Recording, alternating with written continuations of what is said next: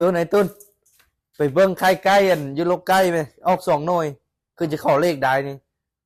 ไก่เอาไข่ไก่สิคอเล็กยังไข่ไก่ผู้นี่น้อยนะเห็นไข่ยัน2 หน่วยนะไปเบิ้งไหม เอาไปเบิ่งนั่นได้ไข่นั่นได้อีกบัดนี้ครั้งแรกเลยมื้ออื่นนี่วันจันทร์เลยเลขออกเลยที่ใส่ดีอยู่ในโลกพุ่นน่ะ เห็นอยู่ในโลกอะนะ ไก่ไข่ของตัวใดอ่ะตัวขาวนั่นพ่อ เห็นตัวนี้นะอ้อเมื่อกี้นี่ อยู่ใส่ นี่เห็นอยู่นี่ดิ โอ้แปลกแท้เนาะไข่น้อยๆเนาะคือน้อยแต่เบาเนาะของเราของเล่งคือบ่มีในนี่2 หน่วยพุ่นน่ะ 2 หน่วยพ่น